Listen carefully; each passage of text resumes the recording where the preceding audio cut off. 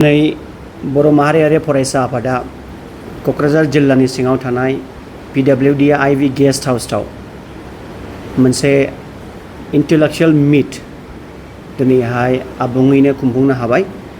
जोबोद रंजाथाव बाथ्रा। हांख्रायनाय बायदि गोबां इंटेलेक्चुअल्सफ्रा फैनानै दिनैनि जिनेखि सावराय मेल दंमोन, सावरायनांगौ दंमोन, बेखौहाय फैनानै बिथांमोना जोंनोहाय साजेशन्स, नलेज, आइडियासफोरखौ होलांबाय। माब्रैब्ला आवगायलांनांगौ, माब्रैब्ला बड'लेण्डखौ दाबिनांगौ, मा रोखोमै जोङो सावरायब्ला आइडियासफोरखौ लाबा पेन एन्ड पेपारजों मा रोखोमै जोङो आवगायलांनांगौ, बेफोरबायदि माखासे साजेशन्सफोरखौ जोङो दिनै इंटेलेक्चुअल्सफ्रा दिनै होलांबाय। जोबोद रंजाथाव आरो गोग्गाथाव बाथ्रा।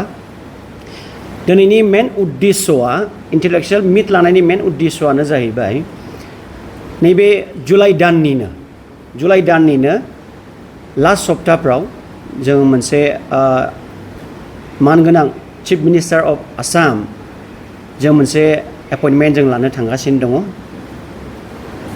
एपइन्टमेन्ट लानायनि जाहोनानो जाहैबाय जों माखासे मेम'रेन्डामखौ जों ड्राफ्ट खालामबाय आरो बे मेम'रेन्डामनि सायावनो दिनैनि इंटेलेक्चुअल मीटआ लाजानाय जादोंमोन। मा लिरबा, मा ड्र खालामबा साक्सेसफुल जाहैगोन, बिनि सायाव जों गुवारै जों सावरायबाय। दा बावैसोनि उनावनो जों बेखौ फाइनाल ड्राफ्ट खालामनानैहाय जों CMसिम जों बेखौहाय जों दैथायहरसिगोन। बर' माहारियारि फरायसा आफादा बर'नि जिनेखि समस्याफोर दङ, बे समस्याफोरखौ लानानैनो नैबे मेम'रेन्डामखौ जोङो लिरगोन आरो जाहाथे इन फिउचारफ्राव बे समस्याफ्रा जाहाथे जोङो थख'यै जाहाथे सल्युशनखौ जोङो मोननो हायो। नोंगौ, जोंनि आल्टिमेट गल बा आल्टिमेट थांखिया बड'फा उपेन्द्रनाथ ब्रह्मआ जेरैबायदि बर' रायजो सेपारेट स्टेटखौ दाबिबोदोंमोन, जेरैबायदि आइडिय'लजिखौ जोंनो होलांदोंमोन, बिनि माखासे सान्थौखौ लानानैनो जों बड'लेण्ड रायजो दाबिनायाव जों जै मैमै जों फैदों। बर' माहारियारि फरायसा आफादनि जिनेखि थांखिया जाहैबाय बर' रायजो सोरजिनाय बा बड'लेण्ड सोरजिनाया। नाथाय बड'लेण्ड रायजोखौ मोननायनि सिङावनो, बड'लेण्ड रायजोनि सिङावनो आरो माखासे पइन्ट्सफोर दंबावो, माखासे खामानि मावनांगौ दंबावो। बेखौ फिसा जोङो मावनानै जों बेखौ आबुङै जों खालामनानै जों लाग्रोनायनि जोंनि दायित्व दङ। जेरै हानि इसु, जेरै लेंगुवेजनि इसु, एडुकेसन्सखौ लानानै, बेफोरबायदिनो एग्रिकालचारनि इसु, बिभिन्न बेफोरबायदि इसुसखौ लानानै जों सल्युशनाव जों लाबोनो जों सेस्था खालामगासिनो दङ। बेफोरबायदि बुस्थुफ्रानो दिनैहाय बड'लेण्डआव नांगौ। दिनैहाय बड'लेण्ड जुदि मोनोब्ला आल्टिमेटलि जोंनो जोब्बाय। जोंनो मा नांबावगौ दायो? हम पावार बा फाइनान्सियेल पावार। बेफोरबायदिबो फैनाय लोगो लोगो जोंनि आल्टिमेट मोनसे बड'लेण्ड सेभआ बे फैनो हायो। दा बिनिखायनो बड'लेण्ड रायजोखौ जोङो सिगाङाव दोनगोन, जों दाबिबाय थागोन सरकारनिसिम, सेन्ट्रेल गभर्नमेन्टसिम, बा जोंनि आसाम गभर्नमेन्टनिफ्रायबो माखासे एकर्ड जिनेखि जाबोबाय, मोनथामसो एकर्ड जाबोबाय, BSc, BTC आरो BTR एकर्ड जाबोनाय। बे एकर्डनि सिङाव माखासे कनस्ट्राक्टिभ जिनेखि थानाय इमप्लिमेन्टेशन्स खालामजाथ'यि, बेफोरखौहाय जों जाहाथे बर' माहारियारि फरायसा आफादा बेखौ जाहाथे खालामफुंनो हायो।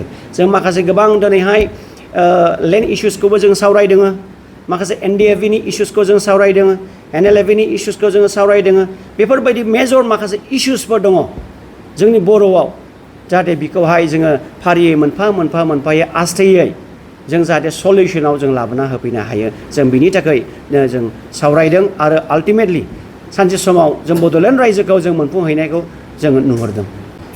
रन्जन दैमारि बिथांखौ, जाय बिथाङा दिनैहाय हारि सिबिनायाव दिनैहाय जुग नांबोदों, गावखौनो सेक्रिफाइस खालामबोदों, बिथांखौ उदां अख्राङाव लाबोनायाव लिगेलि फाइटआव जोङो अरायसम जों जानजि खाफ्रानानै दङ। बिथांखौ निस्सय जों उदां अख्राङाव जों नुनो लुबैयो।